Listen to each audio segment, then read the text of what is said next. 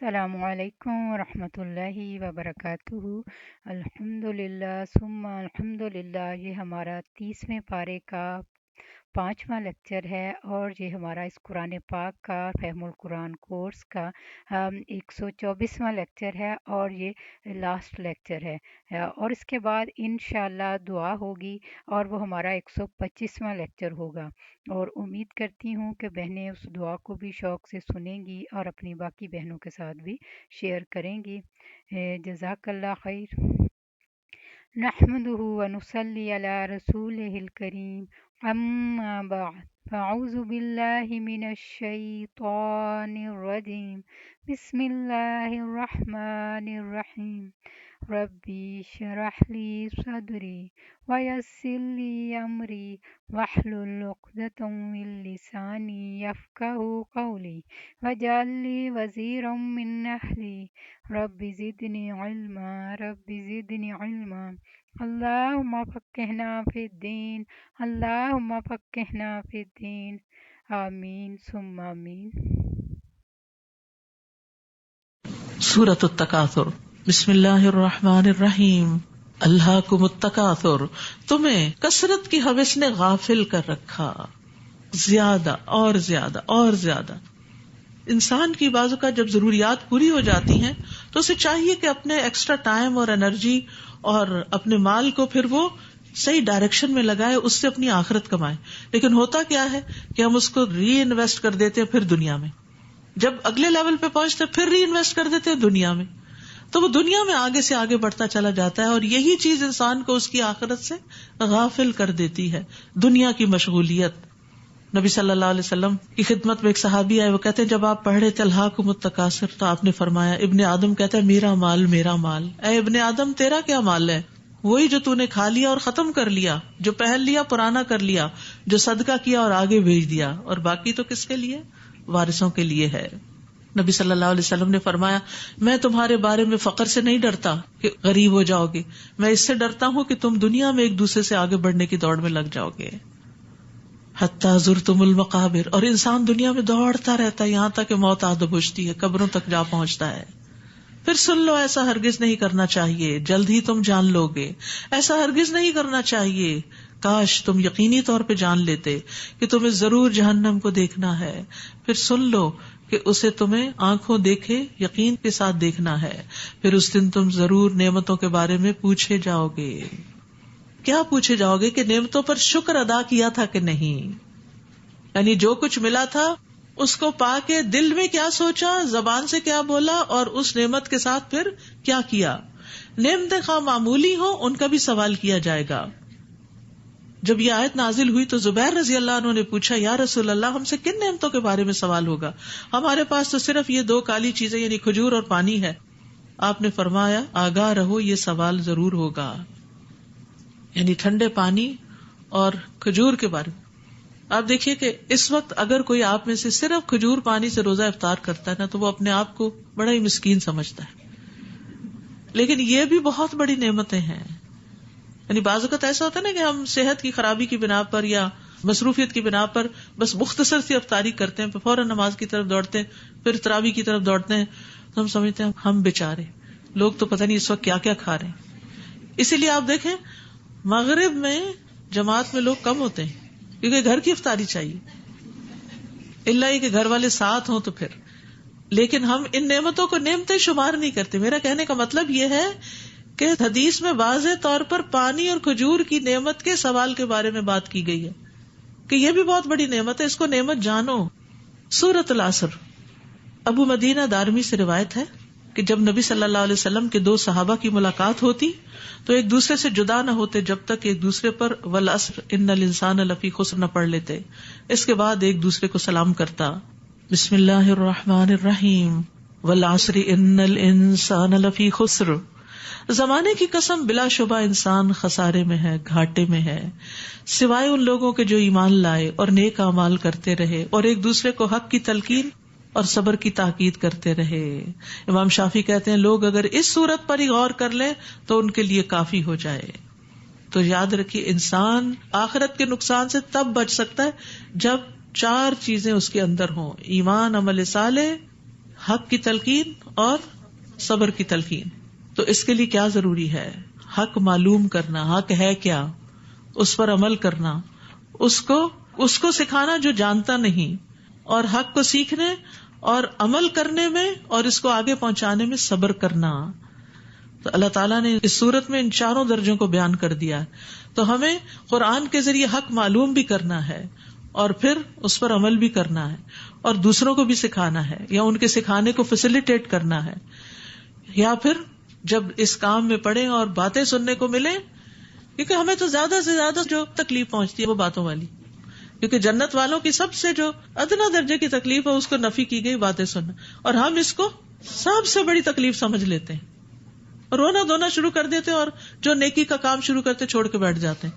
لیکن یہی تو نقصان سے بچانے والا ہے. اللہ تعالیٰ نے قسم کھا کے یہ بات کہی ہے، یہ تو کرنا ہی کرنا ہے، جس بھی کیپیسٹی میں کریں اپنی صلاحیت اور سکلز کے مطابق. سورۃ الہمزہ. بسم اللہ الرحمن الرحیم. ویل لکل ہمزۃ لمزہ الذی جمع مالا وعددا. ہر تانا زن اور عیب گیری کرنے والے کے لیے ہلاکت ہے جس نے مال جمع کیا اور اسے گن گن کے رکھا. جب مال زیادہ ہو جاتا ہے نا تو انسان کے اندر ایک اکڑ آ جاتی ہے. جب اکڑ آ جاتی ہے تو دوسروں کو چھوٹا سمجھتا ہے، جب دوسروں کو چھوٹا سمجھتا ہے تو ان کو تانے دیتا ہے. پھر تو اللہ سبحانہ تعالیٰ نے پکڑ لیا کہ جو بھی ایسا کرے گا اس کے لیے ہلاکت ہے.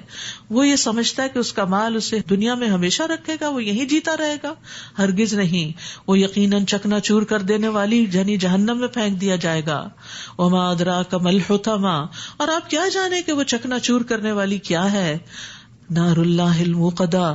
اللہ کی آگ جو خوب بھڑکائی ہوئی ہے. التی تطلع علی الافئدہ. جو دلوں پر چڑھ جائے گی.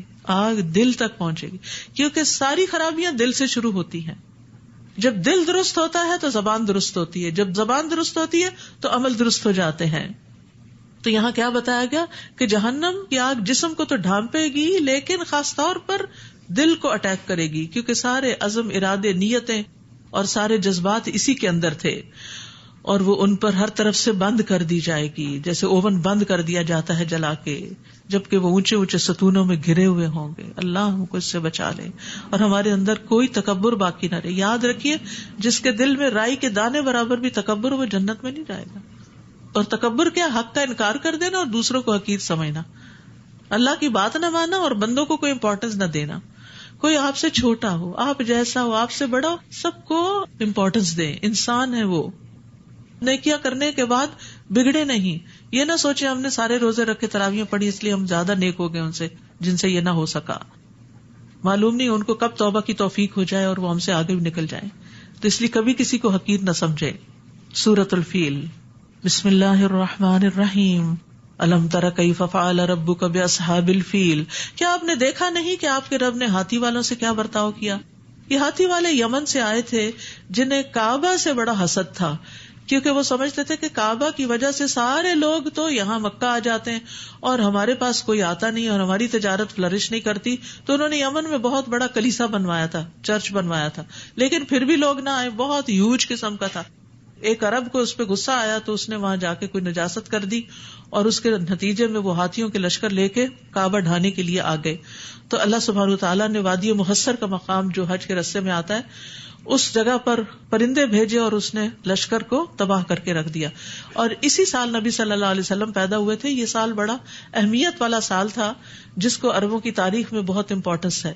تو اللہ سبحانہ تعالیٰ اہل مکہ کو اس سال کے اندر جو ان پر اللہ کا فضل ہوا تھا اس کو یاد کروا کے نبی صلی اللہ علیہ وسلم پر ایمان لانے کی طرف ترغیب دلا رہے ہیں.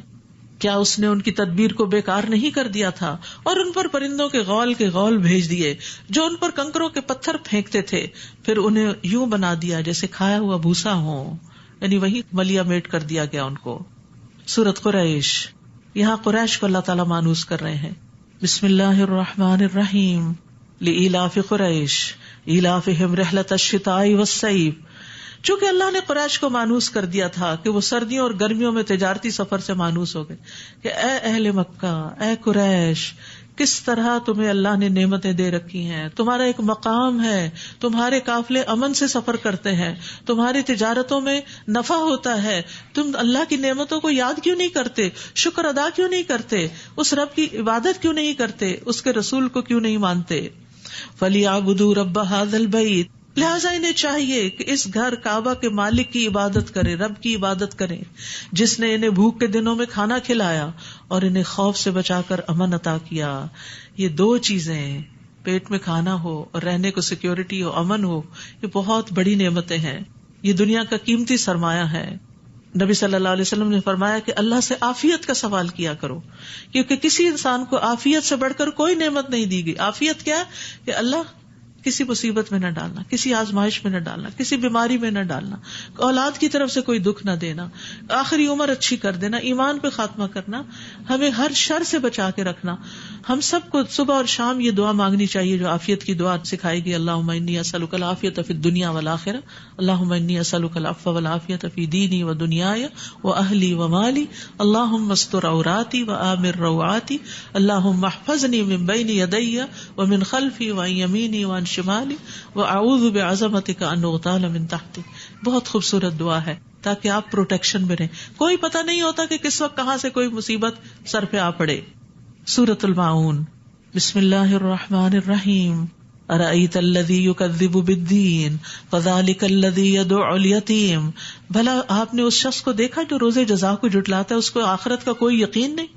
کیسے؟ اس کے عمل سے ظاہر ہوتا ہے. یہی تو ہے جو یتیم کو دھکے دیتا ہے، یتیموں کا خیال نہیں کرتا. اور اگر وہ مانگنے کو آئیں یا وہ کہیں نظر آ جائے، بچے ہوتے ہیں نا چھوٹے، یتیم چھوٹا بچہ ہوتا ہے، شرارتیں بھی کرتے ہیں، پتہ ہے ان کا ماں باپ کوئی نہیں ہے تو وہ ان کو ڈانٹ ڈپٹ کرتے ہیں اور دھکے دے کے نکال دیتے ہیں یا ان کی ضروریات پوری نہیں کرتے. وَلَا يَحُضُّ عَلَىٰ طَعَامِ الْمِسْكِينِ، اور مسکین کو کھانا کھلانے کی ترغیب بھی نہیں دیتا. یاد رکھیے رمضان شہر المواسات بھی ہے، غریبوں کا خیال رکھنے کا مہینہ بھی ہے. صرف اپنی افطاریوں پہ خرچ نہ کر دیں، غریبوں کا بھی خیال رکھیں، ان کے رمضان کو بھی بہتر بنانے کی کوشش کریں. تو ہم میں سے ہر شخص کو چاہیے کہ کچھ نہ کچھ اس میں ضرور حصہ ڈالے. ایسی جگہ جہاں رمضان راشن کی تقسیم ہو رہی ہے، یا پھر آپ کے اپنے رشتے دار بیک ہوم غریبوں میں کچھ تقسیم کر سکتے ہیں. یعنی رمضان میں میک شور کریں کہ آپ کسی نہ کسی کو ضرور کھانا کھلائیں، خاص طور پر مسکین کو. پھر ایسے نمازیوں کے لیے بھی ہلاکت ہے جو اپنی نماز سے غافل رہتے ہیں. نماز تو پڑھتے ہیں لیکن وقت گزار کے، قضا کر کر کے، فضول کاموں میں لگ کر نماز کا اول وقت ضائع کر دیتے ہیں. اور یہاں اگر نماز پڑھنے والوں کے لیے ہلاکت ہے تو نہ پڑھنے والوں کا کیا حال ہوگا، سوچئے ذرا. اور اسی طرح نماز سے غافل وہ بھی ہیں جو رکوع اور سجدے ٹھیک نہیں کرتے، جلدی سے بس نیچے گئے اور اوپر ہوئے. الذین ھم یراؤون، وہ جو دکھاوا کرتے، دکھاوے اور نمائش کے کاموں میں ان کا بڑا انٹرسٹ ہے، اور معمولی برتنے کی چیزیں مانگنے پر بھی نہیں دیتے. شادیوں میں بے پناہ خرچ کرتے ہیں، لیکن غریب رشتہ داروں کو ان کے اگر بچے کی اسکول کی فیس کا مسئلہ ہے تو اس کے لیے بھی تھوڑی سی مدد کرنے کو تیار نہیں ہوتے. خود کریں، ہم تھوڑی ذمہ دار ہیں. اپنے بچوں کے لیے تو آپ نے لاکھوں خرچ کر ڈالے اور بھائی کے بچے کا خیال نہیں کیا کہ اس کی بھی کوئی ضرورت ہے. تو ہم سب کو اپنے اپنے رشتہ داروں کے اندر دیکھنا چاہیے کہ کہاں کون ضرورت مند ہے. ان کی مشکلیں ہم آسان کریں گے تو ہماری اللہ آسان کرے گا. جو شخص اپنی زندگیوں میں آسانی چاہتا ہے، جہاں کہیں کچھ اٹکا ہوا ہے، اسی قسم کا ملتا جلتا کام دوسروں کے راستے آسان کرے، اللہ آپ کے لیے آسانی کر دے گا. اس میں ایک اور بڑی اہم بات ہے کہ ضروریات زندگی سے جو چیزیں وابستہ ہیں ان کو روکنا نہیں چاہیے. نیبرہڈ میں کوئی دودھ لینے چلا گیا، کوئی برتن مانگنے چلا گیا، مہمان آ گئے، پلیٹس چاہیے، کبھی بستر چاہیے، جو لین دین آپس میں ہوتا رہتا ہے، تو اس کو نہیں روکنا چاہیے. رسول اللہ صلی اللہ علیہ وسلم نے فرمایا 3 آدمی ایسے جن سے اللہ قیامت کے دن بات نہیں کرے گا، انہیں پاک نہیں کرے گا، انہیں دردناک عذاب دے گا. ان میں سے ایک وہ شخص جس کے پاس راستے میں زیادہ پانی اور وہ مسافر کو اس میں سے نہ پلائے کہ میں اس کو کیوں دوں، اپنا کیوں نہیں خود لایا. سورۃ الکوثر. بسم اللہ الرحمن الرحیم. انا آتیناک الکوثر، ہم نے آپ کو کوثر عطا کی، خیر کثیر عطا کی، نہر کوثر عطا کی. یہ سطح زمین پہ بہنے والی نہر ہوگی جس کی مٹی خالص کستوری کی، جس کی کنکریاں موتی کی، جس کے اوپر سونے چاندی کے پرنالے، جس کے سونے اور چاندی کے آبخورے کپس ہوں گے، جس کا پانی ٹھنڈا، میٹھا اور خوشبودار ہوگا. جو لوگ حوض کوثر سے محروم رہے وہ ہر خیر سے محروم رہیں گے. اس حوض سے نبی صلی اللہ علیہ وسلم اپنی امتیوں کو پانی پلائیں گے. تو جو چاہتا ہے کہ اس خیر کثیر کو حاصل کرے وہ دنیا میں دوسروں کے ساتھ خیر کرے. فَصَلِّ لِرَبِّكَ وَانْحَرْ، تو آپ اپنے رب کے لیے نماز ادا کیجیے اور قربانی کیجیے. تو عید الاضحیٰ میں اسی لیے پہلے نماز اور پھر قربانی ہوتی ہے. نماز اور قربانی سے کیا ہوگا؟ ان شانئک ھو الابتر، بے شک آپ کا دشمن ہی جڑ کٹا ہے. یہ دو کام آپ کرتے رہیں، انشاءاللہ آپ کے دشمنوں کو آپ پر غلبہ پانے کا موقع نہیں ملے گا. اللہ آپ کی حفاظت کرے گا. نبی صلی اللہ علیہ وسلم کو یہ ساری باتیں کہی گئی، لیکن اس میں ہمارے بھی سیکھنے کا سبق ہے.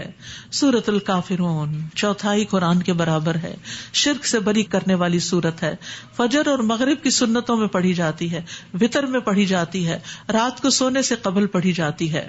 بسم اللہ الرحمن الرحیم. قل یا ایھا الکافرون لا اعبد ما تعبدون، آپ کہہ دیجئے اے کافرو جس کی تم عبادت کرتے ہو میں اس کی عبادت نہیں کر سکتا. نبی صلی اللہ علیہ وسلم کو حکم دیا گیا کہ آپ ان کو اللہ اعلان بتا دیجئے کہ تمہارا طریقہ اور ہے، ہمارا اور ہے، اور نہ تم اس کی عبادت کرنے والے ہو جس کی میں عبادت کرتا ہوں، اور نہ میں ان کی عبادت کرنے والا ہوں جن کی تم عبادت کرتے رہے، اور نہ ہی تم عبادت کرنے والے ہو جس کی میں عبادت کرتا ہوں. تمہارے لیے تمہارا دین، میرے لیے میرا دین. تو دین اسلام ہر طرح کے شرک سے خالص اور پاک ہے اور صاف ہے، بلند ہے، جس میں صرف ایک اللہ کی عبادت کی جاتی ہے اور اس کے سوا کسی اور کی نہیں. سورۃ النصر. بسم اللہ الرحمن الرحیم. اذا جاء نصر اللہ والفتح ورأیت الناس يدخلون فی دین اللہ افواجا، جب اللہ کی مدد اور فتح آ پہنچی اور آپ نے دیکھ لیا کہ لوگ گروہ در گروہ اللہ کے دین میں داخل ہو رہے ہیں، تو پھر کیا کیجیے؟ کوئی فخر و غرور نہیں، تو اپنے رب کی حمد کے ساتھ اس کی تسبیح کیجیے. پڑھیے سبحان اللہ و بحمدہ سبحان اللہ العظیم، سبحان اللہ و بحمدہ سبحان اللہ العظیم، سبحان اللہ و بحمدہ سبحان اللہ العظیم. اور اس سے بخشش طلب کیجیے، استغفر اللہ استغفر اللہ استغفر اللہ. یقیناً وہ بڑا توبہ قبول کرنے والا ہے. تو افضل کام استغفار پہ ختم کیجیے. نماز کے فوراً بعد کیا کہتے ہیں؟ استغفر اللہ استغفر اللہ استغفر اللہ. حج میں استغفار کی کثرت. اسی طرح دیگر اعمال میں بھی جو بھی نیکی کا کوئی کام مکمل ہو، کوئی اچھا پروجیکٹ کمپلیٹ ہو، تو پھر اللہ کی تعریف اور اپنے گناہوں کی معافی. اللہ تو پاک ہے اور میں گناہگار ہوں، مجھ سے کمی کوتاہی رہ گئی، تو ہر عیب اور نقص سے پاک ہے. اور اسی طرح انسان کو بڑھاپے میں بھی کثرت کے ساتھ حمد اور استغفار کرنی چاہیے. یعنی عام روزمرہ زندگی میں کریں، لیکن جو لوگ بزرگ ہو چکے ہیں وہ دنیا کے بکھیڑوں سے الگ ہوں، اب اگلی جنریشن ہے اس کے ذمہ کام سپرد کریں، اور آپ زیادہ سے زیادہ کس طرف رجوع کریں؟ اللہ کی تعریف اور اللہ کے ذکر، اور حتیٰ کہ علم حاصل کرنے کی طرف بھی، کیونکہ جو علم کے راستے پر چلا وہ جنت کے راستے پر ہوتا ہے. تو اس لیے اپنی آخری عمر کو اچھے اچھے کاموں میں والنٹیئر کریں، دین سیکھے، ذکر اذکار کرے، اپنی نمازوں کو بہتر کرے، اپنی آخرت بہتر بنائے. کیوں پلٹ پلٹ کے ہم دنیا کی طرف دیکھتے چلے جاتے ہیں اور اسی کے نقصان پہ روتے چلے جا رہے ہیں، اور انہی کا غم پالا ہوا ہے. آگے اپنا غم اگلا دیکھیں. تو استغفار کے بھی مختلف مواقع ہوتے ہیں. سونے سے پہلے، سجدے میں، سلام پھیرنے کے بعد، دن میں 70 سے زیادہ دفعہ استغفار، اور دنیا سے جاتے ہوئے استغفار. نبی صلی اللہ علیہ وسلم آخری وقت میں کیا کہہ رہے تھے؟ اللہم اغفر لی وارحمنی والحقنی بالرفیق الاعلی. سورۃ المسد. بسم اللہ الرحمن الرحیم. تبت یدا ابی لہب وتب ما اغنی عنہ مالہ وما کسب. ابو لہب کے دونوں ہاتھ تباہ ہوں اور وہ خود بھی ہلاک ہو، نہ اس کا مال اس کے کسی کام آیا اور نہ وہ جو اس نے کمایا. جلد ہی وہ بھڑکتی ہوئی آگ میں داخل ہوگا، اور اس کی بیوی جو ایندھن اٹھائے پھرتی ہے اس کی گردن میں مضبوط بٹی ہوئی رسی ہوگی. بیوی اپنے شوہر کی مددگار تھی نبی صلی اللہ علیہ وسلم کو ستانے میں، حالانکہ وہ آپ کا چچا تھا اور یہ آپ کی چچی تھی، لیکن رشتہ داری کا بھی خیال نہیں کیا. عرب کے معاشرے میں رشتہ داروں کا ساتھ ہر قیمت پہ دینا ہوتا تھا. انہوں نے عرب روایت کا بھی پاس نہیں کیا اور انتہا درجے کی مخالفت کی آپ صلی اللہ علیہ وسلم کی. اور ابو لہب کی بیوی اپنے گلے کا قیمتی ہار اٹھا اٹھا کے کہتی تھی میں اس ہار کو محمد کی مخالفت میں خرچ کر دوں گی، نعوذ باللہ. تو اس سے یہ پتہ چلتا ہے کہ اگر زندگی کا ساتھی نیک ہو تو انسان نیکیوں میں بہت آگے بڑھ سکتا ہے. اور اسی لیے نیک بیوی اختیار کرنے کا حکم دیا گیا جو ایمان میں بہتر ہو، اور وہ دنیا کی سب سے بڑی متاع ہے. صوبان کہتے ہیں کہ جب یہ آیت نازل ہوئی کہ جو لوگ سونا چاندی جمع کر کے رکھتے ہیں اور اسے اللہ کے راستے میں خرچ نہیں کرتے، وہ کہتے ہیں کہ اس وقت ہم لوگ رسول اللہ صلی اللہ علیہ وسلم کے ساتھ کسی سفر میں تھے، تو آپ کے کسی صحابی نے پوچھا کہ سونا اور چاندی کے متعلق جو حکم نازل ہونا تھا وہ تو ہو گیا، اب اگر ہمیں یہ معلوم ہو کہ اور کون سا مال بہتر ہے تو ہم وہ لے لیں، یعنی سونا چاندی جمع کرنا پسندیدہ نہیں تو کوئی اور چیز بتا دیجئے۔ آپ نے فرمایا سب سے افضل مال ذکر کرنے والی زبان ہے، انتہائی پریشیس ہے جو آپ کے منہ میں اللہ نے آپ کو دی ہے، جس سے آپ بول سکتے ہیں۔ شکر گزار دل ہے، انتہائی پریشیس چیز، اور ایمان والی بیوی جو اس کے ایمان پر اس کی مدد کرتی ہے۔ تو نیک بیوی جو ہے وہ اپنے شوہر کو نیکی کی طرف لے آتی ہے، تو اس لیے نیکی کے راستے پر، یہ نہیں میں کہتی مردوں کا نہیں ہونا چاہیے، لیکن ایک عورت جب سنورتی ہے تو پورا گھر جگمگا اٹھتا ہے، ایک عورت کے اندر ایمان اٹھتا ہے تو پھر پوری نسلیں بدل جاتی ہیں۔ تو اس لیے عورتوں کا بھی دین کی تعلیم حاصل کرنا اور ایمان والی مجالس میں شریک ہونا نہایت ضروری ہے۔ سورۃ الاخلاص۔ مشرکین رسول اللہ صلی اللہ علیہ وسلم سے کہنے لگے کہ ہمیں اپنے رب کا نسب بتائیے۔ اس پر آپ نے قل هو اللہ احد اللہ الصمد یہ سورت سنائی۔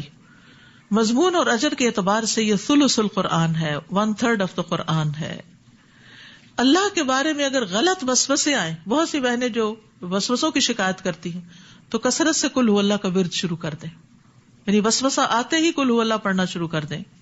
یہ سورت جنت کو واجب کرنے والی سورت ہے۔ نبی صلی اللہ علیہ وسلم نے ایک آدمی کو قل هو اللہ احد کی تلاوت کرتے ہوئے سنا تو آپ نے فرمایا واجب ہو گئی۔ لوگوں نے پوچھا کیا یا رسول اللہ؟ فرمایا جنت واجب ہو گئی۔ بسم اللہ الرحمن الرحیم۔ قل هو اللہ احد اللہ الصمد لم یلد ولم یولد ولم یکن له کفوا احد۔ آپ کہہ دیجئے کہ اللہ ایک ہے، اللہ بے نیاز ہے، اللہ الصمد۔ الصمد کہتے ہیں اس سردار کو جس سے برتر کوئی نہیں، وہ ہستی جس پہ سرداری ختم ہو جائے، وہ ہستی جس کی طرف سب قصد کرے، جو ہر ایک سے بے نیاز ہو۔ لم یلد ولم یولد، نہ اس کی کوئی اولاد ہے نہ وہ کسی کی اولاد ہے، وہ اس سے والا ہے۔ اولاد انسان کی کمزوری ہوتی ہے۔ ولم یکن لہ کفوا احد، اور اس کا کوئی ہمسر نہیں۔ اس سورت کے اندر اسم اعظم ہے جس کے ساتھ دعا کی جائے تو دعائیں قبول ہوتی ہیں۔ رسول اللہ صلی اللہ علیہ وسلم نے ایک شخص کو کہتے ہوئے سنا، اللہم انی اسألک انی اشہد انک انت اللہ لا الہ الا انت احد الصمد الذی لم یلد ولم یولد ولم یکن لہ کفوا احد۔ یہ سن کے آپ نے فرمایا تو نے اللہ سے اس کا وہ نام لے کے مانگا ہے کہ جب اس سے اس نام کے ساتھ سوال کیا جاتا ہے تو وہ عطا کرتا ہے، اور جب اس کے ساتھ دعا کی جاتی ہے تو قبول فرماتا ہے۔ معوذتین، سورۃ الفلق۔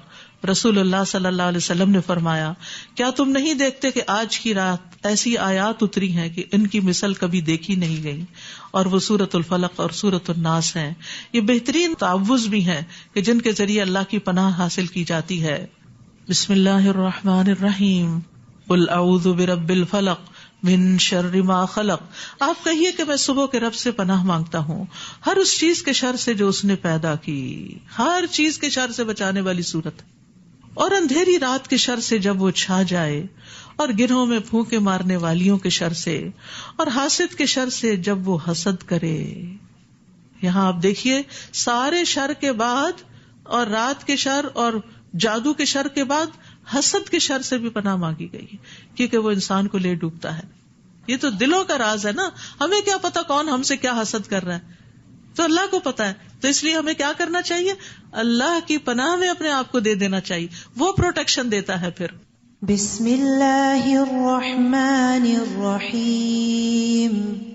قل اعوذ برب الفلق من شر ما خلق ومن شر غاسق اذا وقب ومن شر النفاثات في العقد ومن شر حاسد اذا حسد۔ سورۃ الناس۔ بسم اللہ الرحمن الرحیم۔ قل اعوذ برب الناس ملک الناس الہ الناس من شر الوسواس الخناس الذی یوسوس فی صدور الناس من الجنۃ والناس۔ آپ کہیے میں لوگوں کے رب کی پناہ مانگتا ہوں، جو لوگوں کا بادشاہ ہے، جو لوگوں کا الہ ہے، اللہ رب العزت کی پناہ، تمام انسانوں کا رب، مالک اور الہ ہے۔ خطرے سے بچنے کے لیے 3 صفات کے ذریعے پناہ پکڑی گئی ہے، اور پناہ ایک چیز سے لی گئی ہے، کیا؟ من شر الوسواس الخناس، اس وسوسہ ڈالنے والے کے شر سے جو وسوسہ ڈال کے پیچھے ہٹ جاتا ہے، پھر آتا ہے، پھر جاتا ہے، پھر آتا ہے، چھوڑتا ہی نہیں، کمبخت شیطان ابلیس، جو آخری وقت تک حتیٰ کہ جان نکل رہی ہوتی ہے اس وقت بھی آ کے انسان کو بہکاتا ہے کہ میں اسے اپنے ساتھ جہنم میں لے جاؤں، بہت بڑا دشمن ہے۔ تو پورے قرآن کے اختتام پر شیطان کے شر اور وسوسے سے بچنے کے لیے کہا، اور یہ کیا نیگیٹو تھاٹس ہیں ہمارے کہ جو ہمیں خیر کے کام سے روکتے ہیں۔ یاد رکھیے جہاں کوئی بدگمانی آئے، اللہ کے بارے میں، رسول کے بارے میں، ایمان والوں کے بارے میں، دین سکھانے والوں کے بارے میں، جو ہمیں دین کی طرف آنے سے روک دے تو فوراً اعوذ باللہ من الشیطان الرجیم، فوراً معوذتین پڑھیے، اس کا وار ہے، وہ چاہتا ہے کہ میں اس راستے کی طرف نہ جاؤں۔ تو یہ انسان کا دشمن نمبر 1 ہے، جس کو ہم دشمن سمجھتے ہی نہیں، اور یہ اٹیک کرتا ہے سب سے قیمتی جگہ پر، سب سے بڑے خزانے پر، دل پر، جہاں ایمان ہے، آپ کا تقویٰ ہے، اخلاص ہے، نیتیں ہیں، ارادے ہیں، یہ سب کچھ آپ کے دل میں ہے۔ یہ بار بار آ کے دل پہ اٹیک کرتا ہے اور آپ کے سینے کے آس پاس رہتا ہے تاکہ خزانہ چرا لے، آپ کے اندر ایمان کمزور کر دے، آپ کا عقیدہ خراب کر دے، اور آپ کے اندر عبادت کے معاملے میں ریاکاری ڈال دے، دل میں خود پسندی ڈال دے۔ اور پھر شیطان تو ویسے بھی خون کی طرح اندر گردش کرتا ہے، لیکن اس کی چالیں صرف وسوسے تک ہیں۔ اگر ہم اس کے وسوسوں سے اور منفی خیالات سے بچ جائیں تو ہماری اصلاح ہو سکتی ہے۔ مومن شیطان کے وار کا مقابلہ کرتا ہے اللہ کے کلام کے ذریعے۔ مومن اپنے شیطان کو تھکا دیتا ہے۔ نبی صلی اللہ علیہ وسلم نے فرمایا، مومن اپنے شیطان کو اس طرح تھکا دیتا ہے جس طرح تم میں سے ایک آدمی سفر میں اپنے اونٹ کو تھکا دیتا ہے۔ اور یہ شیطان کہاں کہاں ہوتے ہیں؟ من الجنۃ والناس، جنوں میں سے بھی اور انسانوں میں سے بھی۔ تو ایسے دوست بھی شیطان ہیں کہ جو آپ کو اللہ کی طرف جانے سے روکیں۔ تو کبھی یہ وسوسے انسانوں کی طرف سے بھی ہوتے ہیں۔ ہم بعض اوقات کسی مجلس سے اٹھتے ہیں تو ہمارے اندر ایک عجب پریشانی، بے چینی سی لاحق ہوتی ہے، کیونکہ ایسی باتیں انسان سنتا ہے کہ جو اس کو دین سے دور کر دیتی ہیں۔ آپ دیکھیے کہ بعض اوقات آپ کے بچے ایسی کتاب پڑھتے ہیں، ایسی مجلس میں اپنے دوستوں کے پاس بیٹھتے ہیں کہ واپس آ کے اللہ کے بارے میں شک کرنے لگتے ہیں۔ تو اپنے آپ کو بھی اور بچوں کو بھی یہ دعائیں سکھائیے تاکہ وہ اللہ کی پروٹیکشن میں ہوں۔ بسم اللہ الرحمن الرحیم، قل اعوذ برب الناس، ملک الناس، الہ الناس، من شر الوسواس الخناس، الذي يوسوس في صدور الناس من الجنة والناس۔ قرآن مجید کا آغاز سورۃ الفاتحہ سے ہوا، الحمدللہ رب العالمین سے ہوا، رب کی بات ہوئی، یہاں رب الناس کی پناہ لی ہم نے، وہاں الرحمن الرحیم مالک یوم الدین کی بات ہے، یہاں ملک الناس کی بات ہے، وہاں ایاک نعبد و ایاک نستعین کی بات ہے، یہاں الہ الناس کی بات ہے، وہاں اہدنا الصراط المستقیم صراط الذین انعمت علیہم کی بات ہے، اور یہاں من شر الوسواس الخناس کی بات ہے، الذی یوسوس فی صدور الناس، وہاں غیر المغضوب علیہم ولا الضالین کی بات ہے، یہاں من الجنۃ والناس کی بات ہے۔ تو آغاز سے اختتام اللہ کے فضل اور رحمت کے ساتھ ہی ہوتا ہے۔ الحمدللہ بنعمتہ تتم الصالحات۔ سورۃ التکاثر، بسم اللہ الرحمن الرحیم۔ السلام علیکم ورحمۃ اللہ وبرکاتہ۔ الحمد للہ ثم الحمد للہ، آج ہمارا قرآن پاک کی تکمیل ہوئی ہے اور یقیناً یہ بہت ہی خوشی کا موقع ہے۔ اور اکثر ہم دیکھتے ہیں کہ جو لوگ قرآن پاک پڑھنے والے ہوتے ہیں یا پڑھانے والے ہوتے ہیں ان کے دل ہمیشہ خوش و خرم رہتے ہیں، اور قرآن پاک اللہ تعالیٰ کی ایسی بڑی نعمت ہے کہ جب آپ اس کو پڑھنا شروع کرتے ہیں تو اس کا جو سکون اور اطمینان اور جو خوشی آپ کو نصیب ہوتی ہے وہ کسی اور دنیا کی نعمت کے ملنے پہ نہیں ہوتی۔ तो यकीनन जिन बहनों ने पहले पारे से लेकर अब तक साथ रही हैं, मैं उनकी बेहद शुक्रगुज़ार हूँ और उन्होंने भी यकीनन इससे बहुत फ़ायदा उठाया होगा। और अल्लाह ताला से दुआ है कि जो-जो नेमतें और रहमतें और बरकतें अल्लाह ताला ने इसमें हमारे लिए रखी हैं, अल्लाह ताला हमें वो अता फ़रमाए और हमें इसी तरह कुरान से जुड़े रहने की तौफ़ीक अता फ़रमाए। तो इंशाअल्लाह कोशिश करते हैं कि हम इस सिलसिले को इंशाअल्लाह आगे भी जारी रखेंगे। ये हमारा फ़हमुल कुरान कोर्स था। इसमें अगर आप एडमिशन लेते हैं तो आपको इसका प्रॉस्पेक्ट और इसका फॉर्म वगैरह शुरू वाले लेक्चर्स में मौजूद है, और उसको अगर आप फॉलो करते हुए आप अल हुदा में एडमिशन ले लेते हैं तो इंशाल्लाह आपको असाइनमेंट्स मिलेंगी जिसको आप सॉल्व करके अपना फ़हमुल कुरान कोर्स मुकम्मल कर सकते हैं। वैसे जो बहनें अपना वैसे सुनना चाहें, फ़हम को कुरान से जुड़े रहना चाहें तो उनके लिए भी मोस्ट वेलकम है कि वो इसको इनके किसी भी लेक्चर को बार-बार सुन सकती हैं और ख़ास तौर पर 30वें पारे को, सूरह कहफ को, सूरह यासीन वाले लेक्चर्स को, ताकि उनमें जो अल्लाह ताला ने हमारे लिए रहमतें, बरकतें रखी हैं, हम उनको जान सकें। और इंशाल्लाह हमारा आगे लेक्चर नंबर 125 होगा और उसमें तकमील कुरान की दुआ होगी। और इंशाल्लाह दुआओं की तो हम सबको बहुत ज़रूरत होती है और ये दुआ का महीना भी इसको कहा गया है। तो इंशाल्लाह दुआ उम्मीद करती हूँ कि बहनें अपनी दुआओं में हमें भी याद रखेंगी और हम इस वक्त भी एक मुख्तसर सी दुआ करते हैं और इंशाल्लाह सुब्हानल्लाहि व बिहम्दिही सुब्हानल्लाहिल अज़ीम अल्लाहु अकबर कबीरा वल्हम्दुलिल्लाहि कसीरा सुब्हानल्लाहि बुकरतम व असीला अल्लाहुम्मा सल्लि अला मुहम्मद व अला आलि मुहम्मद रब्बिरहमहुमा कमा रब्बयानी सगीरा रब्बिरहमहुमा कमा रब्बयानी सगीरा या बदीउस समावात या हय्यु या कय्यूम बिरहमतिका अस्तगीस अस्लिह ली शअनी कुल्लहा वला तकिलनी इला नफ्सी तरफत आइन। या अल्लाह आपका शुक्र है, आपकी रहमत है, आपका फजल है कि आपने हमें अशरफुल मखलूक़ात में से पैदा फरमाया। या अल्लाह आपका ख़ास एहसान है कि आपने हमें ईमान जैसी नेमत से नवाजा। या अल्लाह आपका ख़ास फ़ज़ल है कि आपने हमें हज़रत मोहम्मद सल्लल्लाहु अलैहि वसल्लम का उम्मती बनाया। या अल्लाह ये ऐसी नेमतें, ऐसी रहमतें, ऐसी बरकतें हैं कि जिस पर हम जितना भी शुक्र अदा करें कम है। या अल्लाह हम पर जो हुकूकुल इबाद हैं, हुकूक अल्लाह हैं, हमें सही मानों में उनको पूरा करने की तौफ़ीक अता फ़रमा। या अल्लाह हमें ईमान के तकाज़ों को समझने, इसकी हदूद को जानने और उन हदूद पर खुशदिली से रुकने की तौफ़ीक अता फ़रमा दे। या अल्लाह हमें प्यारे नबी की सुन्नतों को सुनने, पढ़ने और उन पर अमल करने वाला बना दे ताकि आपके हाथों हौज़े कौसर पी सकें और आपकी शफ़ाअत हमें नसीब हो सके। या अल्लाह अब तक 1,24,000 पैगंबर दुनिया में आए और आकर चले गए और उनकी आल औलाद बहुत से मुसलमान मर्द और औरतें जो दुनिया में आए और आकर चले गए, जिसमें हमारे वालिदैन, हमारे सास ससुर, हमारे और बहुत से दोस्त अहबाब और रिश्तेदार शामिल हैं। या अल्लाह हम उन सब के लिए दुआगो हैं। अल्लाहुम्मा अग़फ़िर लिहय्यिना व मय्यितिना व सग़ीरिना व कबीरिना व ज़करिना व उन्साइना व शाहिदिना व ग़ाइबिना। अल्लाह अल्लाहुम्मा अग़फ़िर लहू वरहमहू वअफ़ु अन्हु वअकरिम नुज़ुलहू वसिअ मुदख़लहू वअग़सिल बिस्सल्जि वल्माइ वलबरद वनक्किहा मिन ख़तायाया कमा युनक्किस्सौबुल अबयज़ु मिनल दनस अब्दिलहु दारन खैरम मिन दारिही वअहलन खैरम मिन अहलिही वज़ौजन खैरम मिन ज़ौजिही वअदख़िलहुल जन्नह वइज़्हु मिन अज़ाबिल क़ब्र मिन अज़ाबिन नार। या अल्लाह उन पर रहम फरमाना, उनके दाखिले की जगह को वसी फरमा देना।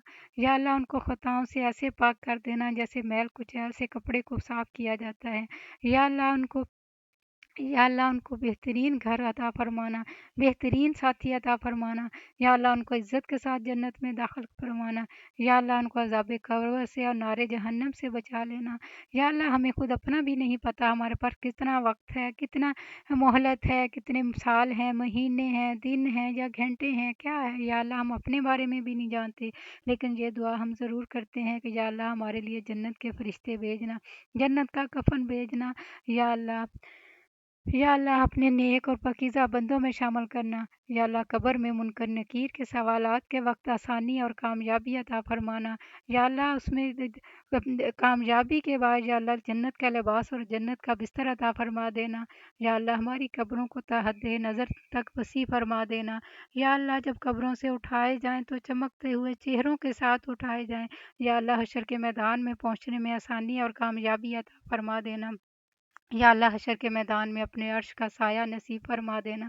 یا اللہ یا اللہ ہمارا نامہ مال ہمارے سیدھے ہاتھ میں دینا۔ یا اللہ ہمارے نیکیوں کے پلڑے کو بھاری کر دینا۔ یا اللہ پل صراط سے گزرتے وقت بہترین روشنی اور بہترین نور عطا فرمانا۔ یا اللہ ہم پل صراط سے کامیابی کے ساتھ گزار دینا۔ یا اللہ ہم آپ سے جنت الفردوس کا سوال کرتے ہیں جس کے ہم نے اچھا تاب کا عرش ہے اور یہاں سے ساری نہریں نکلتی ہیں۔ یا اللہ ہم آپ سے جنت الفردوس مانگتے ہیں۔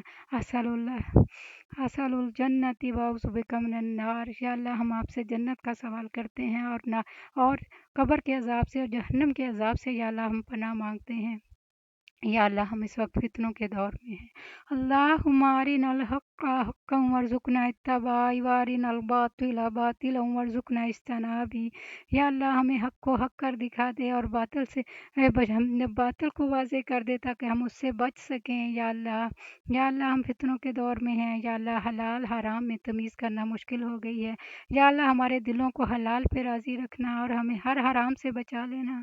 اللہم اکفنی بحلالک عن حرامک واغنینی بفضلک عمن سواک۔ یا اللہ ہماری آنے والی نسلوں کی حفاظت فرمانا۔ یا اللہ ان پر اپنا خاص کرم فرمانا۔ یا اللہ ان کو بہترین زوج عطا کرنا، بہترین اولادیں عطا کرنا۔ یا اللہ ان سے بہترین نسلیں آگے چلیں۔ یا اللہ ان کو رزق حلال کمانے کے بہترین مواقع عطا فرمانا۔ یا اللہ ان کے نیک کاموں کو ہمارے لیے بھی صدقہ جاریہ بنا دینا۔ یا اللہ جو لوگ بیمار ہیں وہ گھروں میں ہیں یا ہاسپٹلس میں ہیں، یا اللہ ہم ان سب کے لیے دعا گو ہیں۔ بسم اللہ بسم اللہ بسم اللہ۔ اسأل اللہ العظیم رب العرش العظیم ان یشفیکم۔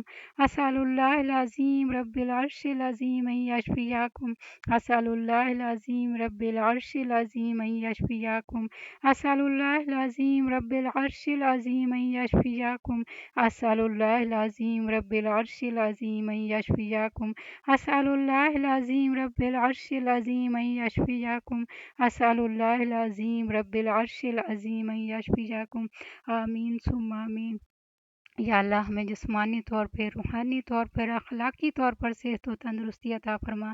یا اللہ ہمیں ہمارے دل کی بیماریوں سے حفاظت عطا فرما۔ یا اللہ ہمارے دل سے حسد، کینہ، بغض اور دنیا کی محبت اور دنیا کا ڈر نکال کے اپنی محبت، اپنی رحمت، اپنا فضل ڈال دے۔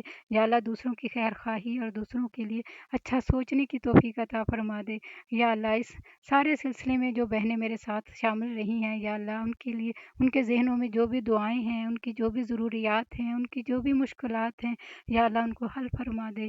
یا اللہ ان پر آسانیوں والا معاملہ عطا فرما دے۔ یا اللہ ان کے وقت میں، ان کے مال میں، ان کی صلاحیتوں میں برکت عطا فرما دے۔ یا اللہ سب پہ کرم فرمانا، سب پہ رحم فرمانا۔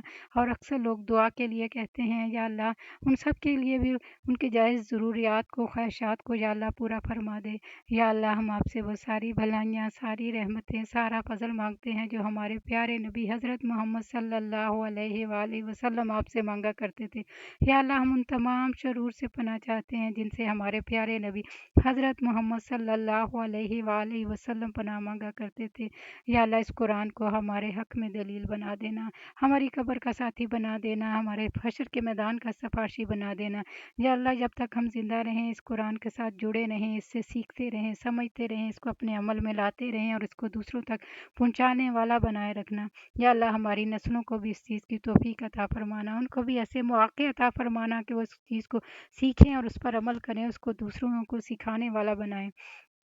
ربنا تقبل منا انك انت السميع العليم وتب علينا انك انت التواب الرحيم سبحان ربك رب العزة عما يصفون سلام على المرسلين الحمد لله رب العالمين سبحانك اللهم وبحمدك أشهد أن لا إله إلا أنت أستغفرك وأتوب إليك۔ السلام علیکم ورحمۃ اللہ وبرکاتہ۔ جزاک اللہ خیر۔